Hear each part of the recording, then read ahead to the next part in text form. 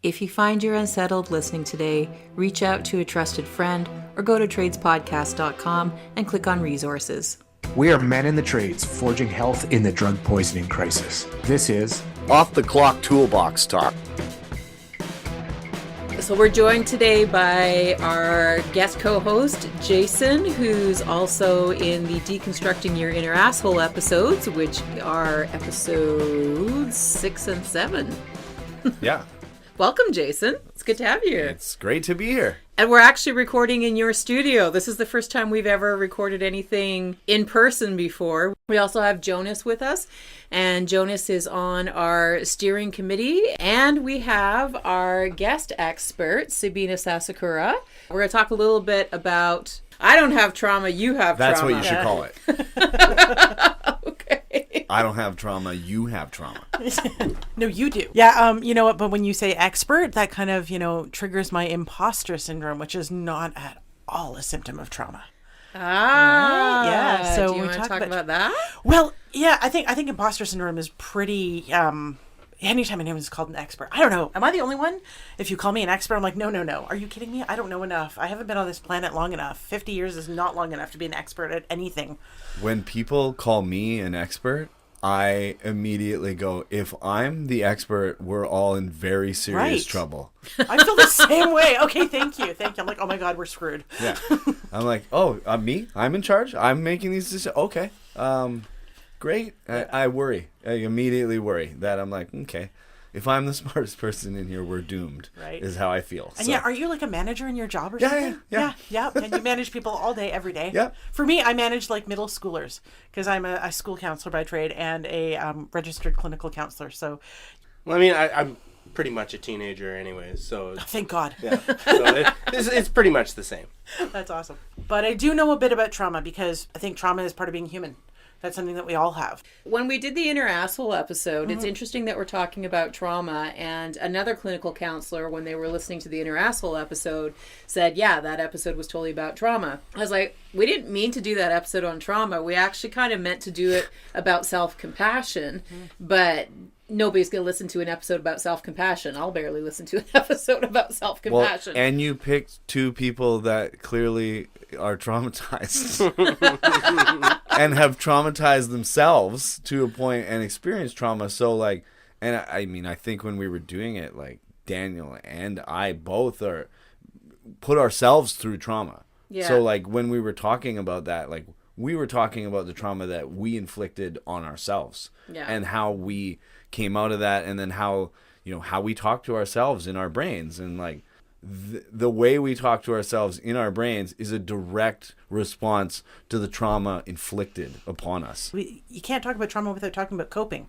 I mean, we all are trying to cope from something. Right? So in the episode before this one, Trevor was talking about how he thought that, like, when he was going into recovery, he thought trauma was like people who've been in really bad car accidents or something like that. That's not trauma? It can be. It can be. Yeah, trauma is any time that we feel like our survival is at risk. It's a little bit of a tangent here, but it kind of struck a thing with me that when my first kid was born, was shortly after I decided to kind of sober up and make a little better with my life. So I'd quit the hard drugs and still smoking a little bit of pot at the time, probably a little more than I should.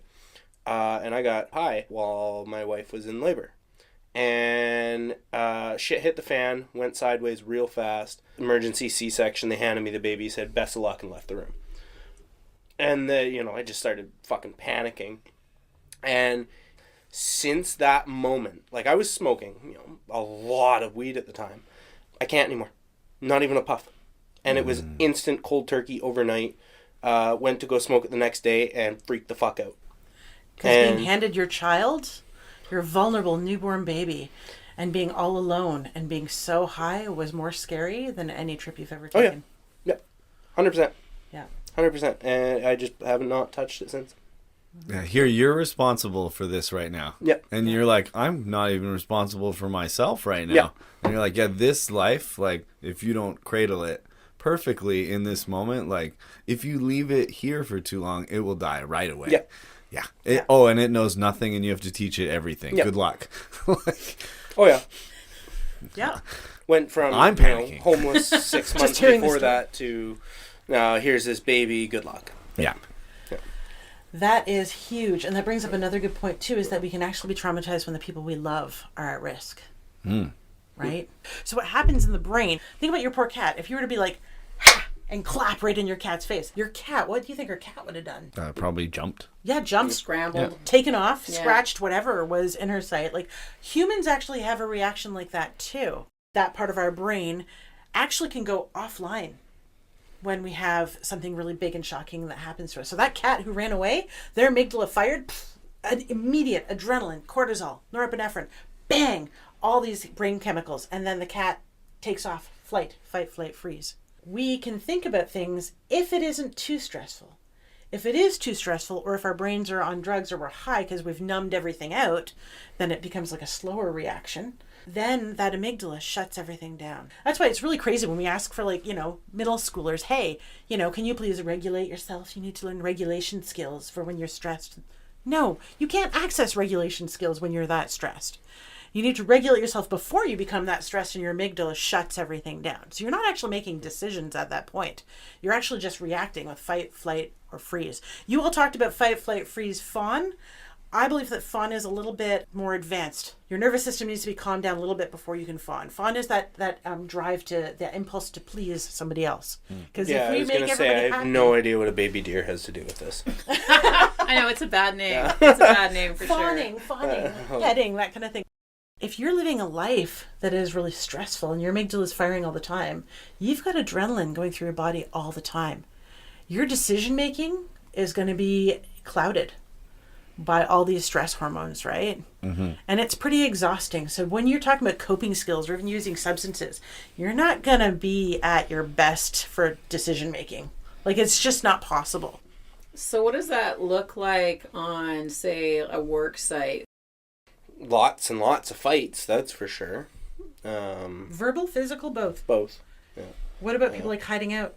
Going to the bathroom for half an hour. I've seen guys get into like a verbal face-to-face, nose-to-nose confrontation on the deck, and sometimes that fight comes out, right? Mm-hmm. I haven't seen too many guys run from that, because if you run from that situation with all these other men watching, yeah, that's it. I think the flight and freeze, you primarily only see that with the apprentices who aren't used to this level of confrontation. Correct.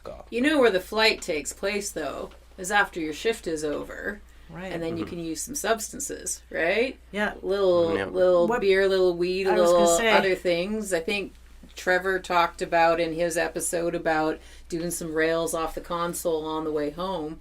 That's all actually flight behavior, is using substances or whatever it is, whatever your default is. Might be, you just want to get home and start playing your video games. Yeah. Huge. And I know that's probably because I work with teenagers, but I think a lot of adults use video games to escape too. Yeah, right? I use a lot of fantasy, like not so much video games anymore because I got kids. I don't have time for it. But I find I dedicate some time to like Dungeons and Dragons. I love my fantasy. Right, that's what I'm all about.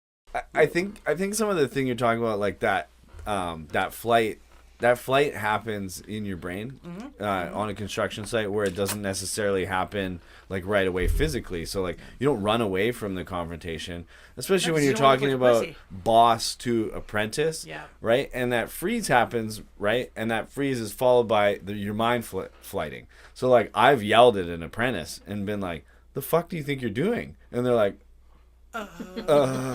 no words come out. They're stuck there. And then you yell, especially when it's a safety infraction, you yell at somebody for putting somebody else in danger or putting themselves in danger, even when they don't realize it. Like, then I have guys that they're wrecked for the day after that, where like they can't get any work done. They're moping around the job site, and they're just like, they're checked out mentally because of this thing that happened. It's the flight. Right. Mm-hmm. Right. I know the last crew I was on, we actually ended up having to add it to the daily safety meeting that if you're getting told, like if you're getting yelled at, sworn at, it is purely out of a place of safety.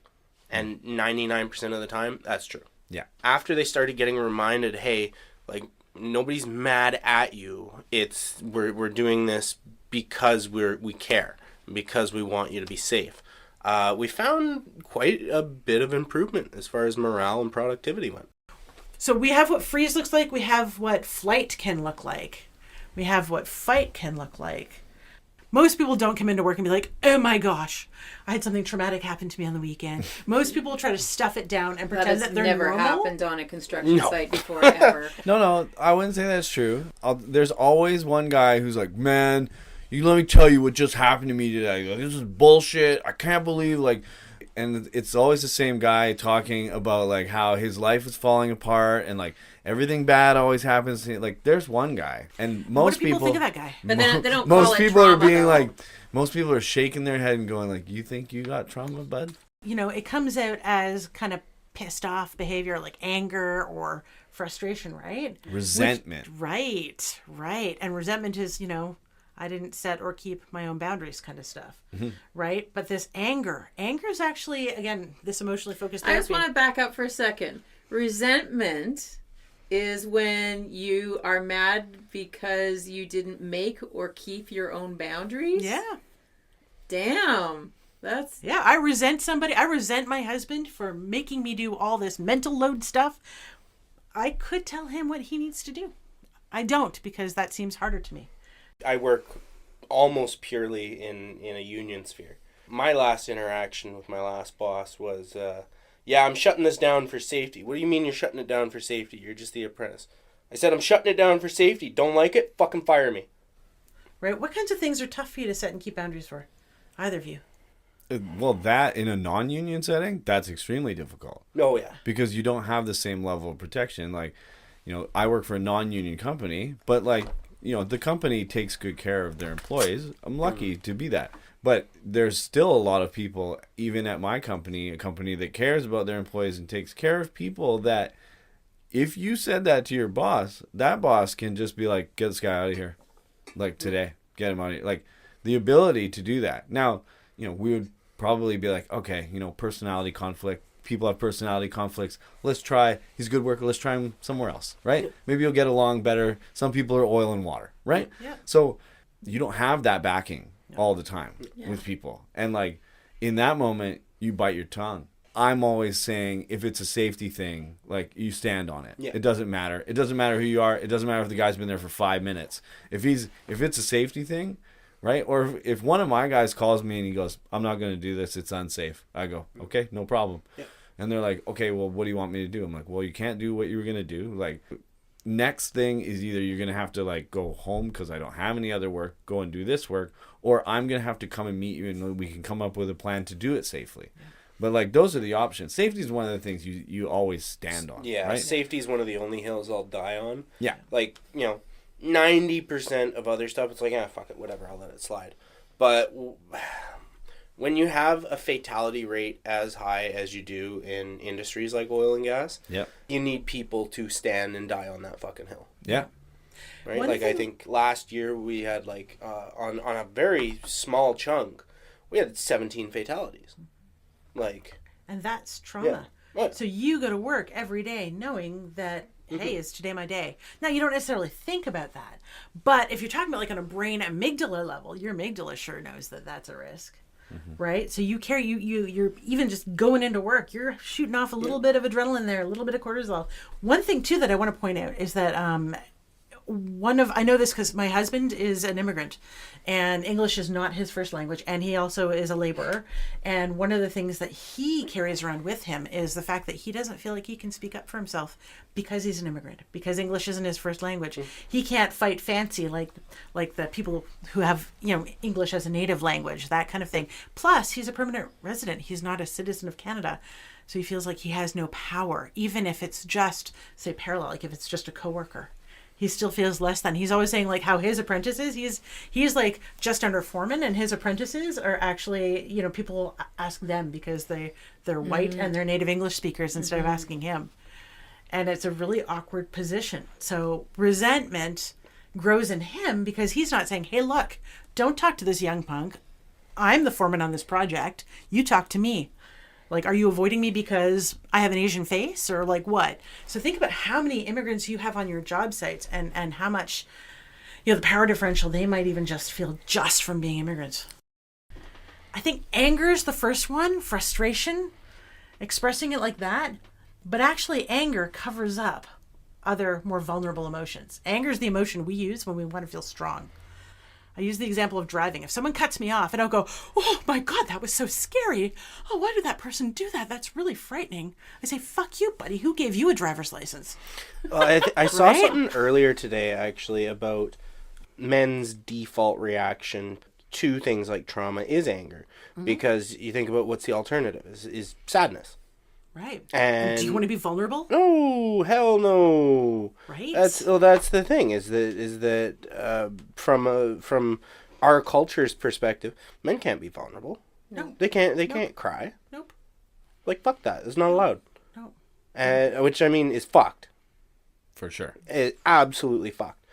But that is the cultural norm. Right. So that's why a lot of times you see construction sites which are 99% male. You're going to see a lot of big burly angry guys is because that is the default response. Right. Do you ever sit there and think, because as managers and stuff, do you ever sit there and think what's under the anger? I know exactly what's under the anger. Fear. Tell me about that. Tell me more about that. That's what lays under almost every piece of anger that you will encounter, and almost under most pieces of sadness is fear. Fear is the driver to the anger. And it's fear of not fitting in. It's fear that you're going to fail. It's fear that you've done the wrong thing. Fear that you're not going to measure up.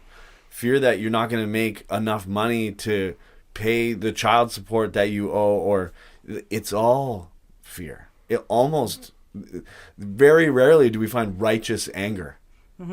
It's always fear. Fear is the base that anger sits on. And, you know, I think about that often, like even when in relationships, when people get mad at each other and they're angry and they're yelling at each other, right underneath that anger, like one layer down is fear. And the more you realize that that's the base of the anger, the quicker you can get through the anger into the actual problem. And that's why we don't set our boundaries or maintain our boundaries, because we're afraid. You know, and that's why we don't, you know, we're not true to ourselves. That is the foundation of trauma, isn't it? Fear. Yeah. Whether it's fear for our life, fear of being left. Abandonment is a huge fear. Yeah. So actually, we can't have a conversation about trauma without talking about being afraid.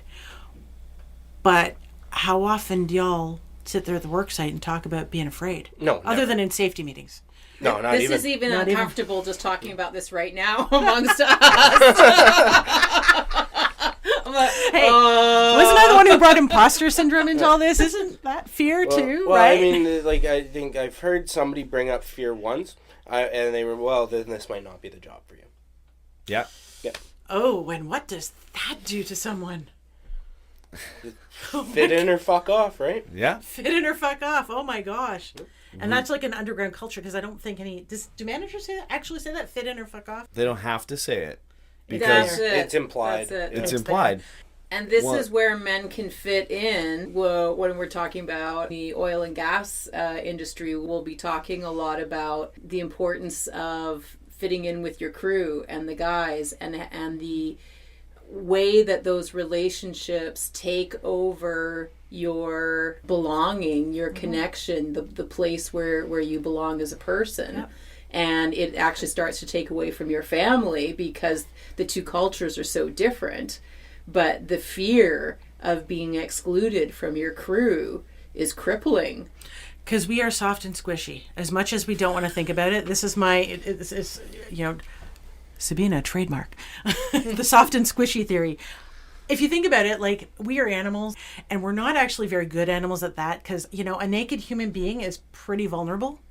Like, we actually had to have opposable thumbs to invent clothing and houses and cars to keep ourselves safe. We are not very high on the food No. chain. We No, are and- much lower on the food chain than we think we are. Yeah. And if you took our tools and our brains away from us, we're an uncomfortable closeness to the middle of the food chain. So we actually have a built-in vulnerability that we all feel, and we just don't know it, which is why we try to, like, get the biggest house, and we try to do these things that make us feel like we have this false sense of security. But underneath it all, we're just naked, chubby we're soft meat bags. Right, exactly. We're soft meat bags. That's exactly. So that's my soft and squishy theory, is that we depend upon each other. If somebody wouldn't have figured out, drywall and brick, I wouldn't have a house. So thank goodness. So we depend upon each other, which means fit in or fuck off is actually really the fundamental fear, isn't it? If we don't fit in, we are more vulnerable. It's a little off topic, but I got to take it a step further. A couple of years ago, my doctor told me I'm allergic to cortisol. Oh. So I've had to start going to counselors and basically reprogramming my brain to not have fear, to not have anger, to not... And not use stimulants ever. Yeah. So... You'd do better if you were a sociopath. Yeah. But if he was, then he wouldn't get cortisol. Yeah, his life would be easier. Yeah. A lot. But the problem is now I'm having to relearn how to do all that stuff. Yeah, how to keep yourself calm, how to feel. So let's talk about this a little bit. When you are feeling this stress, when you're feeling the cortisol, what does it feel like in your body? Because we can't actually, because the amygdala shuts everything down, we don't actually experience this kind of fear, this level of trauma in a verbal way. Like we can't, if you can't talk about it, it's because your body is sensing it and it's coming as images. So my big problem is that it shows up physiologically too. Yeah. Right? I go into asthma attacks. Okay. So my breath gets short. I have a hard time breathing. It's raspy. Okay. I break out in eczema rashes, right? Okay. Like my skin starts to hurt, starts to bleed. I get itchy. It shows up as this ugly manifestation of stress. Like that you can physically see instead of just eating away at you emotionally. Now, if you were to go back a step prior to that, could you tell when you were feeling cortisol before these symptoms come? Yeah, but that's How the do thing. you feel that in your body? Is that it feels almost the same way, but it doesn't physically manifest, if that makes sense. Yeah, that totally makes sense. Yeah, because I don't know about you, but when I feel stressed, I get like this fluttering in my chest that I feel, and it feels like it's hard to breathe, and it has all these symptoms. It's almost like your fear is physically manifesting in these actual symptoms that you can see. Because maybe, do you think you were like noticing it earlier? Or did it have to come to this point before you noticed it? I mean, I was definitely noticing it earlier, but not to this extent. Not to this extent. Okay. Yeah. What about for you? What does it feel like for you? Very much so. Like it feels tight. Okay. Often if I'm feeling anxiety about something, like I'll feel sick. Yeah. I'll feel sick to my stomach if it's something that's really bothering me, and it feels very heavy. It feels like somebody's sitting on your chest. Okay. And like my mind will race. And so like, and that will often manifest itself in pacing. If I'm mad, it starts here, right at the bottom of my chest, and it starts rising up real fast, and it gets to kind of the throat and the face area, and usually I kind of head it off, and I'm like, I gotta do something with this anger. And like that's how my house gets cleaned usually, because in those moments I go like, I'm like, I have this energy, right? And like, yes, it's negative energy because it's built on this anger, but I'm like, I gotta do something with this, because I can't unleash this anger on my wife, who may or may not have anything to do with why I'm angry. So like, I need to take this energy and this anger, and I need to express it somewhere. And I try to express it somewhere positive, right? So like, go lift weights, right? Go clean the house. Go dig a hole, like go do some chore that was already unpleasant and you're in an unpleasant mood. Go express that energy somewhere. And I always feel like the anger kind of pours out into that thing that I'm doing. And that's my coping mechanism. With when I have anger, I'm like, I got to do something with the anger that isn't yelling at somebody who doesn't deserve it, or yelling at somebody who does deserve it. That's not, because it's not going to be an effective way to deal with that anger. I might still be angry after. I might be more angry after if I did that. Yeah. So that's why I always try and do, and like something manual, something physical, that helps a lot. So for you, you're trying to like do that fight, flight, or freeze, but in a productive way rather than a way that harms you. Yeah. Because that's how Mother Nature developed our body, is to burn off those chemicals, that adrenaline. I've tried the ways that harm you. Yeah. Right. I've run. How did that work for you? Not great. Like I've run to drugs, alcohol, right, and to me, drugs and alcohol are the exact same category, right? And I look at all the things that we take into our lives, like caffeine, supplements. Oh, for sure. Alcohol, and those are all shopping, food, porn, gambling, any of that crap, right? Those are all just, but any substance that you take to alter your body, that to me, that's drugs. And as a society, we say that some drugs are okay and some drugs aren't okay. And I'm like, well, I mean, and we accept that alcohol and coffee and now weed are very much accepted as just normal things because they're legal and we're allowed to do them. And I'm like, okay, but they're still drugs. Right?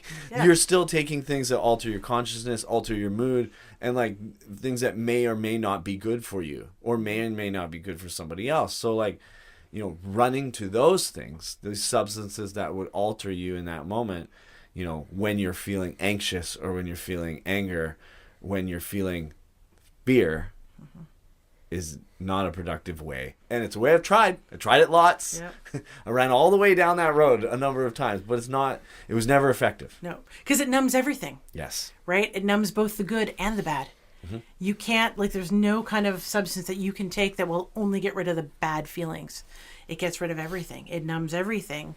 And then it's kind of like that avoidance. If you avoid, I tell my kids, if you avoid the math test today because you're skipping out on it, tomorrow you've got to write the math test and you've got to make up for what you're missing today. I would push back and say that weed allows you to avoid the bad feelings and keep the good feelings, but only for a temporary amount of time. I was going to say, because when you come out of it, then what? Well, then you have to deal with exactly where you started, 2 to 3 hours before that. Right. So. But now you're out money. Yeah. Because weed's not cheap. Nothing's cheap, man. Yeah. Even an apple ain't cheap anymore. Yeah. I do want to throw out there, though, too, that sometimes substances help us, too. So if you're actually dealing with surgery, for example, the substances help you get through that. Or if you've just been through a really major catastrophic event where you've lost somebody close to you or something like that, sometimes it's good to have some of that pain reduced because it's damaging to us. Yeah. We can't heal physically if we're in too much pain. We also can't heal emotionally if we're in too much pain. So there's a balance to it. Absolutely. But I totally hear what you're saying, Jason. Well, try to talk to my wife in the morning before she's had her first cup of coffee. I don't want to, thank you. Good luck. Right? It's that's a substance use that almost most people are like that. They fall into don't talk to me before coffee because I need that spike. I need that caffeine kick to start my day, or else everything will go wrong from here. I think the difference is the dosing, though. If you think about it, what Karen's talking about is usually prescribed by a doctor. I know a lot of people who use ketamine for depression. That's actually one of the newest things. Or microdosing, trauma. Actually, they're doing a lot of stuff with hallucinogens and trauma. I'm so excited about that stuff that they're doing because I'm like, oh, finally, somebody is trying something different. Guided and dosed out to you. Whereas I don't know about you all, but when you were dosing yourself, were you microdosing the weed? Or were you smoking your face off? I don't know. Is a quarter ounce a microdose? Right? If you're Snoop Dogg.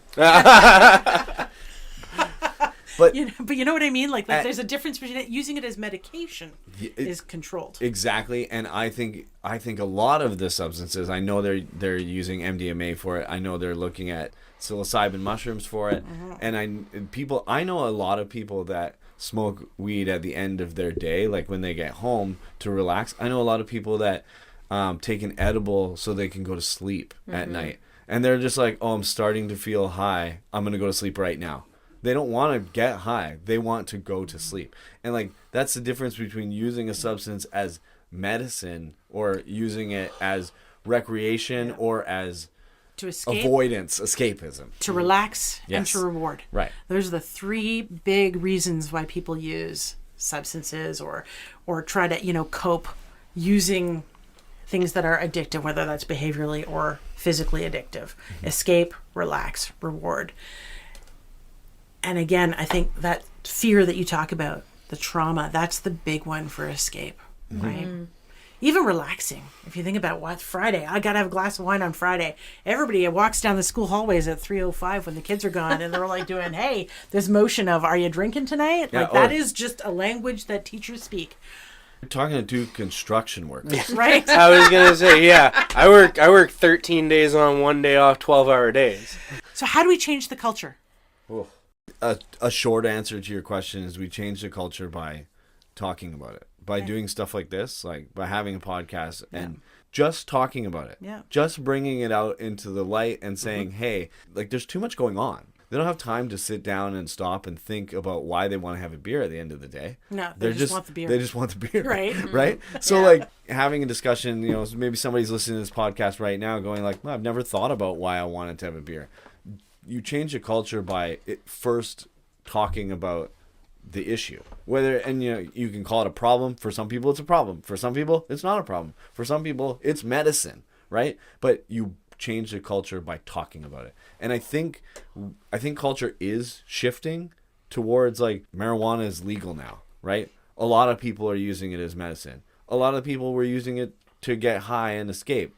Those people are still using it to get high and escape. But now they're not like phoning a guy and hoping to meet that guy's friend at the park at 7:30, you know, and doing like a drug deal in the middle of a school at night. Now they're just going to the store and buying it. The culture is changing around how we use substances. And how we talk about them. Of course. And how we talk about people who use substances. Because I know, like, we can't talk about trauma without talking about shame.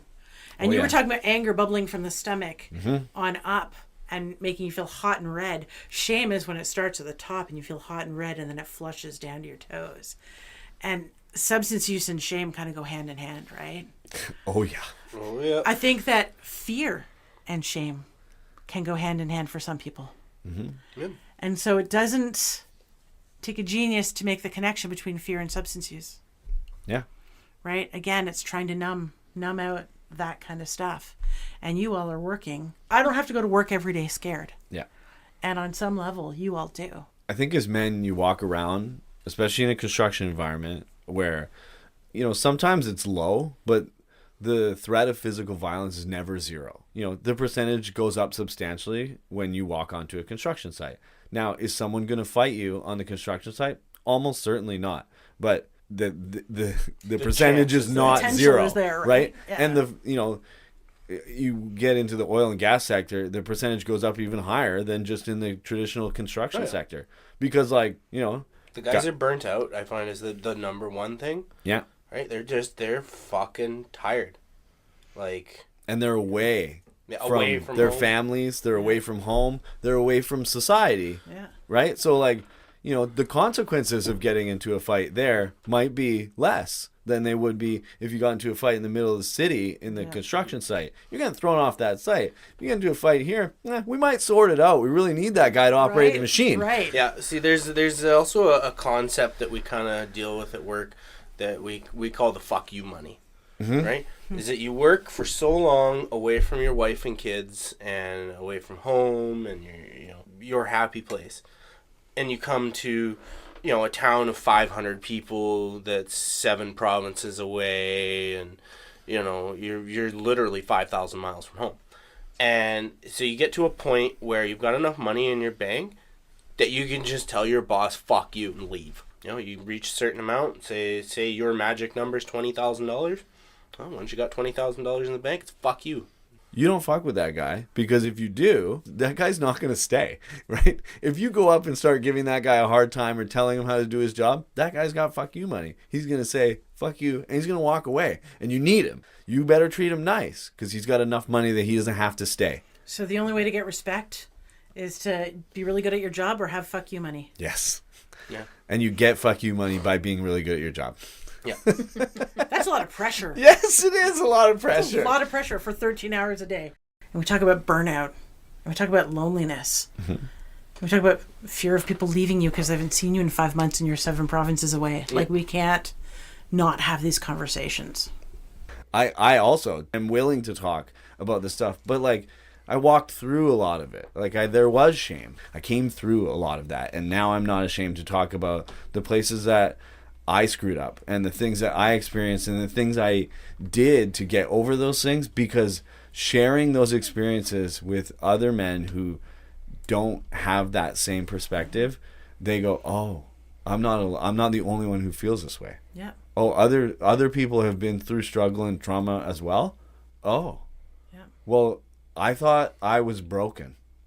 Yeah. Like, I thought my mind was the only mind that was like this, that was suffering all the time. No, it's not. We're all suffering all the time. We're just at different places on the pathway.